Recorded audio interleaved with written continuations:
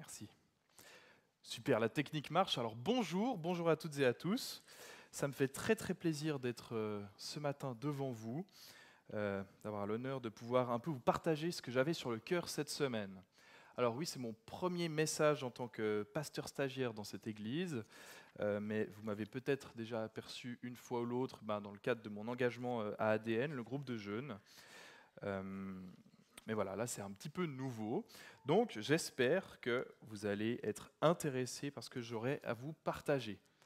Alors, la semaine passée, il y a Luc qui nous a fait une superbe prédication sur la louange, aussi dans les temps difficiles. Ceux qui étaient là, vous vous en rappelez? C'était cool comme prédication, hein. Eh bien, moi, ça m'a un petit peu inspiré, et puis ça m'a travaillé sur un sujet qui me travaille en fait depuis longtemps. Et du coup, j'ai voulu un peu continuer sur cette lancée. Donc aujourd'hui, je vais vous parler du livre de Job. Alors, le livre de Job, c'est un livre peut-être un peu particulier dans la Bible, il est assez unique, c'est un ovni. On ne le lit pas forcément toutes les semaines, il fait un peu peur, 42 chapitres, ouïe ouïe ouïe. Et puis c'est pas Ésaïe où on peut trouver des paroles édifiantes et presque à toutes les pages. Donc c'est un livre peut-être un peu compliqué. Moi, mon espoir ce matin, c'est que je vais réussir à vous captiver et à vous donner envie de découvrir les richesses qui sont enfouies dans ce livre. Parce que s'il a été mis dans la Bible, et si on le lit depuis des milliers d'années, c'est parce qu'il y a une véritable richesse dedans. Alors il faut peut-être un petit peu creuser, il faut peut-être un petit peu s'ouvrir pour réussir à choper ces perles, mais je crois qu'on peut y arriver. Et je vais peut-être essayer de vous aider un tout petit peu ce matin. Alors, le livre de Job, il est souvent qualifié du livre le plus injuste de la Bible. Le livre le plus injuste de la Bible. Et pourtant, c'est un livre de sagesse. Vous savez que la Bible qu'on utilise, elle est divisée en plusieurs parties. Et puis il y a cette troisième partie qui sont les livres de poésie et de sagesse, aux côtés de l'Ecclésiaste, du Cantique des Cantiques, des psaumes et des proverbes.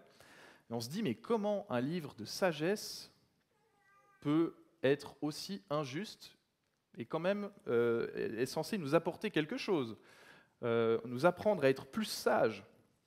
Il y a déjà un petit paradoxe à ce stade-là. Mon espoir, c'est de pouvoir un petit peu creuser, rentrer et de se poser la question, est-ce que ce livre est vraiment si injuste que ça? Alors peut-être que ceux qui n'ont pas lu ce livre depuis longtemps sont un peu intrigués, peut-être vous ne vous rappelez pas tout à fait de comment l'histoire de Job se déroule.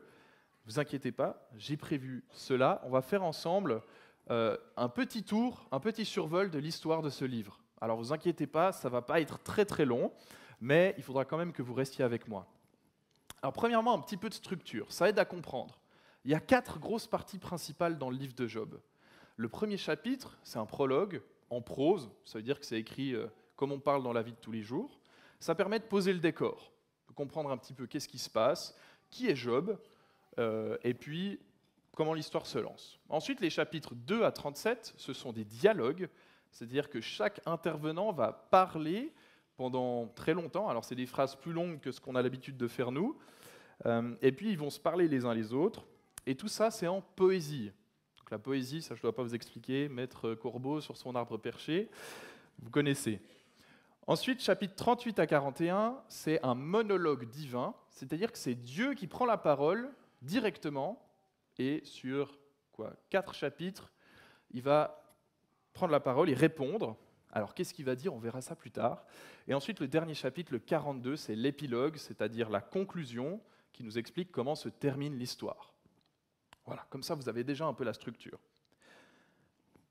Ce que je vous propose, c'est qu'on puisse directement plonger dans la parole. Si vous avez une Bible ou un téléphone avec une Bible, je vous encourage à l'ouvrir. Il y aura un certain nombre de versets bibliques qui vont être cités. Et on va commencer par le début, Job 1, verset 1. Il y avait dans le pays d'Ouz un homme qui s'appelait Job. Cet homme était intègre et droit. Il craignait Dieu et se détournait du mal. Alors là, ça pose le décor. Un seul verset, on apprend déjà beaucoup de choses. Et la chose la plus importante que vous devez retenir, c'est que Job est intègre et droit. Autrement dit, il est juste. Il n'a pas péché. Très important. N'oubliez pas ça. Donc là, je vous ai mis des petites illustrations que j'ai trouvées jolies. Job, il est tranquille. C'est un homme qui est riche. il a beaucoup de bêtes, il a une grande famille, il a une femme qu'il aime, il a tout ce qu'il peut rêver d'avoir. Il est véritablement béni de Dieu. Donc ça nous pose le décor. Et là, il y a quand même quelque chose de spécial qui va se passer. C'est qu'il y a Satan qui va venir dans un concile de Dieu. Donc il y a Dieu qui réunit les anges chez lui, dans son palais. Et là, il y a Satan qui rentre et qui commence à lui parler. Qu'est-ce qu'il va lui dire? Alors, d'abord, c'est l'Éternel qui parle à Satan, qui lui dit « As-tu remarqué mon serviteur Job? Il n'y a personne comme lui sur la terre. C'est un homme intègre et droit. Il craint Dieu et se détourne du mal. » Satan répond à l'Éternel « Est-ce de façon désintéressée que Job craint Dieu ?» Vous voyez, c'est comme dans le jardin d'Éden.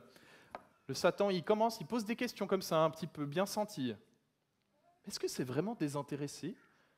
Ou alors est-ce que c'est parce que tu l'as béni de toutes ses richesses qu'il t'aime? Et là, il y a Satan qui va faire un pari. Il va dire, si tu me laisses enlever tout ce que tu as donné à Job, je suis sûr qu'il va arrêter de t'aimer et qu'il va te maudire. Et là, il y a Dieu, contre toute attente, qui dit, ok, tu peux tout lui prendre. Sa richesse, sa prospérité, sa famille et même sa santé. Alors Satan va se déchaîner. Et là, c'est littéralement l'enfer sur terre pour Job. Coup sur coup, en quelques minutes, il va tout perdre. Ça commence par son bétail, par ses récoltes, ensuite par ses enfants. Là, je vous simplifie, mais il y a un deuxième dialogue, et ensuite sa santé. Il va avoir une maladie de peau qui est très douloureuse, qui gratte, et il est vraiment tout en bas. Job se leva alors, déchira son manteau et se rasa la tête. Puis il se jeta par terre, se prosterna et dit « C'est nu que je suis sorti du ventre de ma mère, et c'est nu que je repartirai. L'Éternel a donné et l'Éternel a repris. Que le nom de l'Éternel soit béni. » Ça vous rappelle une musique? Tu donnes et tu reprends. Dans tout cela, Job ne pécha pas. Il n'attribua rien d'inapproprié à Dieu. Vous vous rappelez ce que je vous ai dit? Job n'a pas péché. Il ne pêche toujours pas. Il reste juste. Donc là, c'est compliqué. Job a tout perdu. Tout ce qu'il reste à Job, c'est sa foi. La foi en le même Dieu qui est responsable de lui avoir fait perdre tout le reste. Je vous rappelle que Dieu était d'accord avec le pari lancé par Satan. Il a autorisé Satan à tout lui prendre. Alors là, ça nous lance. On est encore au premier chapitre. C'est déjà difficile. Alors, maintenant, on arrive dans la partie des dialogues. Il y a les 3 amis de Job qui arrivent, Eliphaz de Théman, Bildad de Chouar et Tsophar de Nama. Ouais, c'est des noms un peu particuliers, je ne nommerai pas mon enfant comme ça. Mais voilà, il y a les 3 amis qui arrivent et ils commencent par se taire pendant 7 jours. Parce que Job, il est assis sur son tas de cendres, il utilise des morceaux de poterie pour se gratter et ils ont tellement peur, honte de lui parler, tellement c'est dur ce qu'il vit, ils se taisent pendant 7 jours. Et après 7 jours, Job prend la parole. Pour être honnête, il va se plaindre pendant un chapitre complet, voire 2. Et les amis, tour à tour, vont venir parler à Job. Et ils vont essayer de répondre à cette question, qui est la question centrale qui traverse tout le livre de Job. Pourquoi un homme juste peut-il souffrir? Comment ça se fait? Et ils vont tous essayer d'apporter leur réponse à cette question. Alors, je vous fais un petit résumé d'à peu près 30 chapitres en une slide. J'espère que ça vous facilite la vie. Je remets juste le temps, voilà, comme ça je finis pas trop tard. Alors, Eliphaz, il a une thèse. Dieu punit uniquement les coupables. Donc, si tu souffres, c'est que tu as péché. Or, on sait que c'est faux. Le prologue nous annonce que Job est innocent, il est juste, intégré droit. Donc on sait que Eliphaz se trompe. Bildad, lui, il dit « Ok, c'est peut-être pas toi qui as péché, mais peut-être que c'est tes enfants. Et par association, tu es puni également. on sait aussi que c'est faux, parce que c'est écrit que Job faisait des sacrifices pour ses enfants au cas où ils aient péché. Donc on sait que ce n'est pas ça non plus. Et le dernier, Tsophar, il dit, bon, tu sais peut-être pas pourquoi tu as péché, c'est pas grave, demande pardon quand même. Demande pardon, repens-toi, comme ça, au moins c'est fait. Donc c'est un petit peu la religiosité sans réflexion. Ils ont chacun leur petite théorie. Mais bon, je ne suis pas sûr que ce soit exactement ce dont Job a besoin en ce moment. Là, vous voyez sur l'illustration, on voit les trois amis qui pointent Job du doigt pour l'accuser. Et ça m'est venu comme réflexion de dire, avec des amis comme eux, qui a besoin d'ennemis. Franchement. Non, ils font déjà très bien ce rôle. Alors Job, il n'est pas content. Et on sent que dans sa réponse, au fur et à mesure, il passe de la tristesse, de la peine, et il va plus en plus monter un petit peu dans l'amertume, dans la colère. Il va s'énerver contre ses amis, il leur dira « Vous êtes tous des consolateurs fâcheux », il s'énerve, et puis il va évidemment terminer par ne plus les écouter du tout. Au début, il y a un peu de cohérence dans le dialogue, à la fin, on a l'impression que c'est un dialogue de sourds. Ils ne répondent même pas à leurs propres arguments. Bon, ça finit en dialogue stérile. Et à un moment, Job va avoir une idée un peu audacieuse. Il voudra dire « j'ai envie de plaider ma cause devant Dieu ». Parce que lui, il sait qu'il est juste, il sait qu'il est innocent. Donc il veut traîner Dieu au tribunal pour lui dire « pourquoi tu me fais souffrir alors que moi je suis innocent ?» Alors, je vous montre un petit peu une autre slide pour résumer. À gauche, c'est le point commun de tous les amis. Ils disent « l'univers est prédictible ». C'est simple. Les justes sont bénis, les méchants sont punis, c'est simple, c'est logique. Sauf que c'est faux. On remarque bien que ce n'est pas toujours le cas. Ce n'est pas si simple. Et Job, peut-être qu'il tenait cette pensée au début, mais quand il souffre, quand il est au fond du trou et qu'il sait qu'il est innocent, il y a quelque chose de nouveau qui vient. Si moi je suis juste et que je souffre, c'est peut-être Dieu qui est injuste. Alors les amis disent que Job se trompe. On ne peut pas accuser Dieu comme ça, c'est pas possible, c'est le Créateur, le Tout-Puissant, on ne peut pas accuser Dieu. Alors peut-être que c'est Job qui est mauvais. Et là, il commence à taper un peu en dessous de la ceinture. Non mais toutes tes richesses là, c'est peut-être parce que tu as opprimé les innocents. Ça vient d'où tout ce bétail? Tu ne l'aurais pas volé par hasard? Ça tape un peu en dessous de la ceinture. Hein. Ça fait mal. Alors Job veut traîner Dieu au tribunal. Ça escalade, c'est de plus en plus difficile. Et puis on arrive au bout de ces à peu près 30 chapitres de dialogue, la tête grosse comme une patate, et on n'a qu'une seule envie, c'est d'avoir un peu une réponse claire. Alors là, il y a un nouvel arrivant qui arrive sur scène, il s'appelle Elihu. Elihu, on n'en a pas entendu parler jusque-là. C'est un personnage qui était présent depuis le début. Il a écouté le discours de Job et de ses amis, et il s'est tu. Il a juste écouté, il regardait. Et vu qu'il voit que ça tourne en rond, que c'est un petit peu stérile, il va prendre la parole. Il va dire « laissez-moi parler maintenant ». Et lui, il pense avoir tout compris. Alors, c'est bien, il arrive avec une idée un peu fraîche, un peu nouvelle, et il propose une nouvelle théorie qui prétend apporter la réponse à cette question. Comment un homme juste peut-il souffrir? Pourquoi? Alors, voici sa thèse. Job n'a pas péché. Ça, il est d'accord. Bon, au moins, il est d'accord avec Job là-dessus. Job n'a pas péché.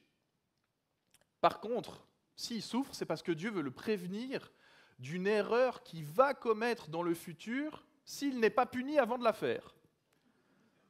C'est un petit peu alambiqué comme réflexion. Hein. Ouais. Non, il faut s'accrocher. Il est jeune, Elihu. Hein. C'est marqué qu'il est jeune, que c'est pour ça qu'il n'a pas parlé. On ne sait pas quel âge il a, peut-être 15 ans, peut-être 30 ans, mais bon, c'est alambiqué. Et... Oh, j'ai pris ça trop tôt. Voilà. Une petite citation, c'est Elihu qui dit ça. D'ailleurs, c'est une citation qui est relativement beaucoup utilisée dans les églises. En tout cas, je l'ai déjà vue quelques fois. Dieu parle une fois, deux fois, et on n'y prend pas garde.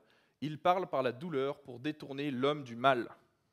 On voit la thèse d'Élihu, hein, donc en fait c'est parce que peut-être il t'a déjà prévenu une ou deux fois, t'as pas fait gaffe, bon bah maintenant il tape un peu plus fort.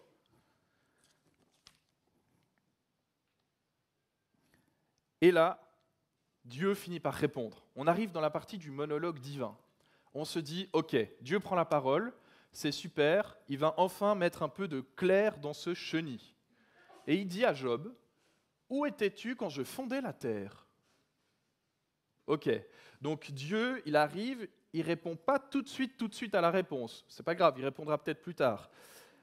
Mais il affirme qu'il est grand. C'est lui le créateur de l'univers. On ne peut pas commencer à faire plein de théories, à l'accuser, c'est pas possible. Et Dieu va faire quelque chose d'assez magnifique. Il va faire une espèce de présentation. On ne sait pas si c'est Job qui a été emporté de la même manière qu'Ézéchiel a pu être emporté. On ne sait pas si c'est des visions, mais il va parler à Job et lui présenter un peu toute la création, tout l'univers. Il va s'arrêter en particulier sur deux créatures particulières dont on parle presque que dans le livre de Job, le Béhémos et le Léviathan. Ce sont des créatures un peu spectaculaires, en tout cas leur description fait un peu peur. Puis on se demande si ce n'est pas un langage poétique pour parler d'un hippopotame et d'un crocodile. On n'a pas de certitude. C'est quand même mis que le crocodile il a du feu qui lui sort de ses narines, donc bon. Et après, il va faire, voilà, ça je vous ai mis des illustrations pour que vous puissiez un peu vous... Moi c'est quelque chose qui m'inspire. Je m'imagine ce qu'a dû voir Job, c'est contempler la belle création. Regardez-moi ces jolis tableaux.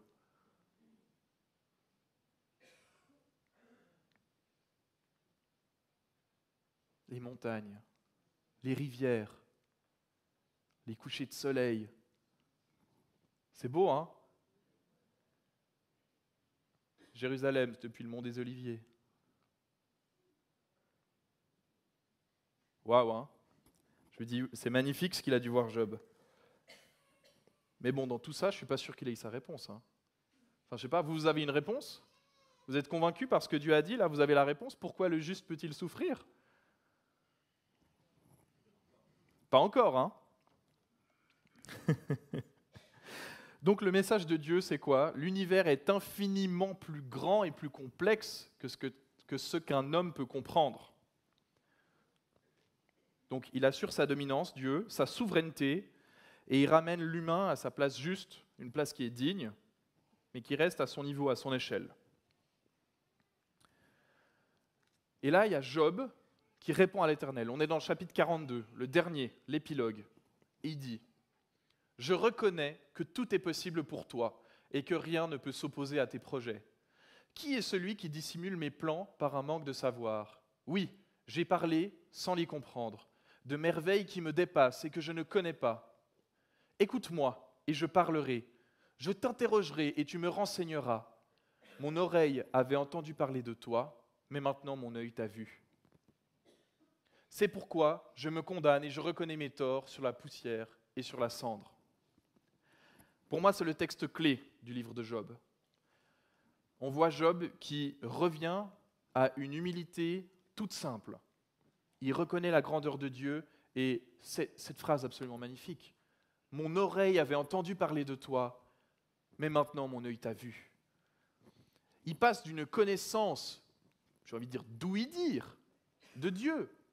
Peut-être sûrement que son père avait la foi et connaissait Dieu. Il lui a instruit, dire qui est Dieu, il est grand, il a créé l'univers. Et là, il a eu une rencontre avec Dieu. Dieu qui lui parle. Alors bon, Dieu n'a pas été non plus tout sympa avec lui, hein, il l'a quand même un peu repris.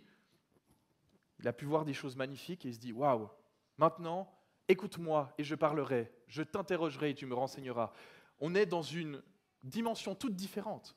Job, il rentre dans une relation avec Dieu. Et ça, c'est super beau. Dites-vous bien, on est dans l'Ancien Testament. Le texte de Job, il est très très ancien. Et on a déjà cette vision d'avoir une relation avec Dieu, plus que de la religiosité, plus que des sacrifices, plus que des préceptes. Je trouve ça très beau. Job se repent alors qu'il est innocent. Donc il ne se repent pas de la même manière que, si vous vous rappelez, Tsophar de Nama lui disait « Ouais, vas-y, demande pardon, tu ne sais pas pourquoi, mais vas-y. » Il ne se repent pas de ça. Il se repent par humilité vis-à-vis de Dieu. Il se repent de sa petitesse. et face à la grandeur de Dieu. Ensuite, on aura quelque chose de moins poétique, mais le verdict divin. Et là, c'est un petit peu... Ah, ça prend un petit peu de... Je crois que ça ne marche plus, c'est pas grave, si tu arrives à passer à la prochaine. Il va passer au verdict divin, et là, c'est la surprise. Ouais, tu peux encore passer à la prochaine. Voilà. Job, il est reconnu juste devant Dieu. Dieu dit, Job, tu n'as pas péché. Waouh! Moi, je trouve ça un peu bizarre parce que j'ai fait la comptabilité et il a traité Dieu d'énervé au moins 4 fois. Il a dit que Dieu était violent, rancunier. Il a dit qu'il était inutile. Il a dit que c'était son ennemi. Ouh là là, je me suis dit ça allait chauffer pour Job. À la fin, non, Job n'a pas péché. Il a fait ce qui était juste. Par contre, vous, Eliphaz, Bildad et Tsophar, vous m'avez irrité. Vous avez fait ce qui était faux, alors qu'ils ont passé leur temps à défendre Dieu. Waouh! C'est extrêmement confusant. C'est extrêmement confusant. Ça fait des années que je creuse le livre de Job, et à chaque fois je me dis, mais c'est quand même bizarre. Je ne comprends pas. Alors je vais essayer d'aller un tout petit peu plus loin sur... Ça c'est, voilà, Job qui est restauré, tout va bien. Oui, alors je vais dire quand même rapidement, Job il va récupérer 2 fois plus qu'il avait auparavant, sauf ses enfants. Il en avait 10, il va en récupérer 10. Mais voilà, il est restauré, il a tout ce qu'il faut, il a vécu encore 140 ans après ça, et il est mort rassasié de ses jours. Happy ending, n'est-ce pas? Ok, alors, les contradictions, on va un petit peu creuser là-dedans. Et je pense qu'à ce stade du message, il faut que je rappelle, Job n'est pas le seul juste souffrant. Il y en a d'autres dans la Bible. Il y en a beaucoup même. Mais le plus grand juste souffrant, ce n'est pas Paul, ce n'est pas Joseph, c'est Jésus. C'est Dieu lui-même, qui était juste, qui n'avait commis aucun péché, et qui est mort sur la croix, à cause de nous. D'ici à dire que l'histoire de Job est une espèce d'archétype, de préfiguration de Jésus, on peut le dire, ce n'est pas le plus important.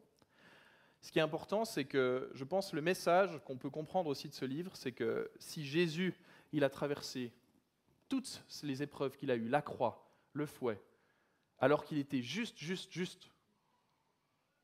eh bien, ça veut dire que peu importe ce que nous, on traverse, Jésus, lui, il l'a traversé avant nous. Pourquoi? Parce qu'il nous aime. Aucun de nous n'est juste. Lui l'était, et il a traversé bien pire que nous. Et ça, je pense que c'est un réconfort. Alors pourquoi Job a-t-il souffert?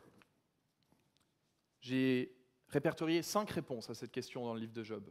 5. Premièrement, dans le prologue, à cause du pari de Satan. C'est simple. Bon, Satan l'a attaqué, c'est pour ça qu'il a souffert. Les amis de Job disent que c'est une punition pour son péché. Job lui-même dit, c'est parce que c'est l'univers qui est injuste. C'est Dieu qui truque le système. Elihu dit, c'est un avertissement préventif. Et Dieu, qu'est-ce qu'il dit? Oh, regarde, un Léviathan. Un petit peu plus complexe que ça, mais un peu spécial quand même. J'ai fait un petit tableau pour faire le récapitulatif. On ne va pas s'attarder dessus.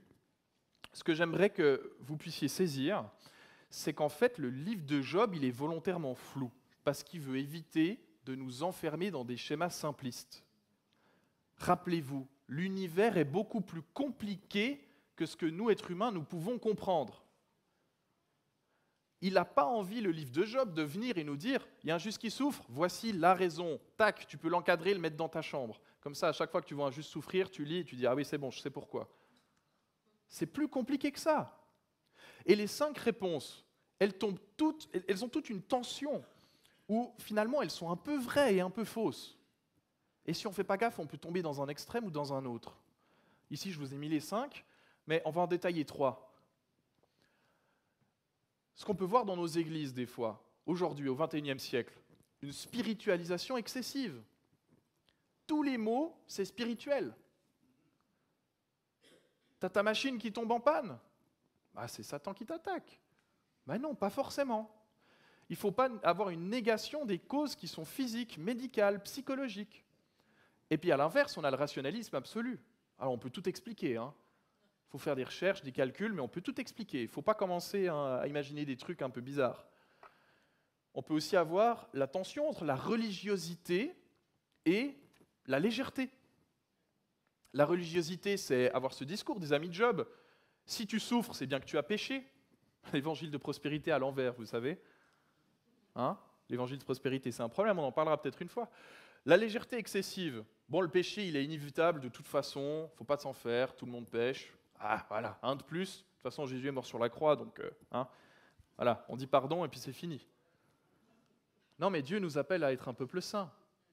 Il dit, soyez saints comme moi je suis saint. Une troisième tension, le relativisme total face au fatalisme.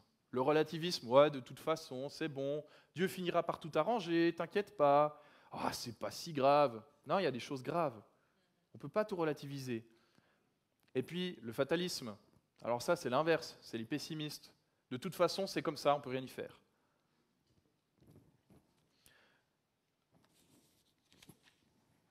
Le livre de Job nous invite à sortir de ces schémas simplistes et à exercer notre sagesse. Et vous le savez bien, notre sagesse, elle vient de Dieu, n'est-ce pas? Mais Dieu nous donne de la sagesse. Il faut qu'on l'exerce. Alors, je pense que Job, le livre de Job, c'est un refus délibéré de donner une réponse simple. Et j'ai envie de vous donner un petit témoignage, parce que moi, j'ai passé une période aussi où je me posais une question, puis je n'ai pas eu de réponse. C'est qu'a posteriori que je me suis rendu compte pourquoi. Alors, je vous raconte rapidement. En 2022, j'avais terminé mon service militaire. Et je ne savais pas trop ce que je voulais faire de ma vie. Alors, j'ai passé des mois à prier, pas eu de réponse. Bon, du coup, j'ai pris un peu une option par défaut. Je me suis inscrit à l'école d'ingénieur. Et à l'école d'ingénieur, je ne me sentais pas à ma place. Je ne savais pas ce que je faisais là. Du coup, je continuais à prier tous les jours. Seigneur, est-ce que je dois quitter l'école d'ingénieur? Seigneur, dis-moi, est-ce que je dois quitter l'école d'ingénieur? Je lui demandais tous les jours, parfois plusieurs fois par jour. Et j'étais convaincu qu'il allait finir par me donner une réponse. J'avais une grande persévérance dans la prière. C'est très bien d'avoir de la persévérance dans la prière. Hein. Et pendant des mois, pas de réponse, je ne comprends pas pourquoi. J'arrive à un stade où, bon, ça commence un petit peu à m'énerver. Ça faisait un peu plus de 6 mois que j'étais à l'école d'ingénieur, que je ne savais pas ce que je faisais là. Et donc, je fais un espèce de lâcher-prise. Je fais une prière, je dis à Dieu, si tu ne me réponds pas, ok, c'est d'accord, tu ne peux pas me répondre. Si tu veux, tu ne me réponds pas. Par contre, tu ne vas pas revenir me taper dessus si je prends la mauvaise décision. Alors, je décide de quitter l'école d'ingénieur. Et en à peine quelques jours, je vais prendre une série de décisions assez importantes pour ma vie, assez charnières. Donc, je quitte l'école d'ingénieur. J'ai décidé aussi de quitter l'armée pour m'inscrire au service civil, c'était le même jour. Et puis le soir, j'ai demandé à une fille de sortir avec moi, et puis c'est pour ça que j'ai l'annulaire un peu plus lourd aujourd'hui. En fait, je n'avais pas posé la bonne question à Dieu. Je lui demande, est-ce que je dois partir, est-ce que je dois partir? Ouais. Dieu, des fois, il n'aime pas trop donner des réponses comme ça. Je ne passais pas forcément du temps avec Dieu, je ne cherchais pas sa face, sa présence, je voulais une réponse pour ne pas me tromper. Et Dieu, il était là, constamment, auprès de moi, et je ne l'ai pas remarqué, parce que j'ai pris cette décision selon ma sagesse, ou celle de Dieu, et tout s'est déroulé dans ma vie, sur plusieurs années, pour que je me retrouve ici devant vous ce matin, très heureux, avec tout ce qu'il faut. Et en quelques jours, ces décisions, elles ont complètement changé ma vie. Alors, Dieu ne m'a peut-être pas donné de réponse claire, mais il était auprès de moi, donc ça m'a appris, ça m'a un peu remis à ma place, ça m'a appris à faire confiance à Dieu d'une autre manière. Petit résumé, petit récapitulatif. Job refuse volontairement de donner une réponse unique au pourquoi, mais il donne des réponses claires à d'autres questions, lesquelles, on va faire un petit tour rapide. L'importance de la connaissance personnelle de Dieu. J'avais entendu parler de toi, mais maintenant mon œil t'a vu. Ça, c'est une réponse claire, il n'y a pas de doute, le livre de Job, il nous l'enseigne.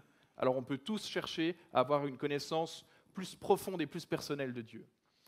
Deuxièmement, que nos questions sont légitimes. Ce n'est pas parce qu'on souffre, qu'on n'a pas de réponse, et que Dieu ne donne pas forcément de réponse, qu'on n'a pas le droit de les poser.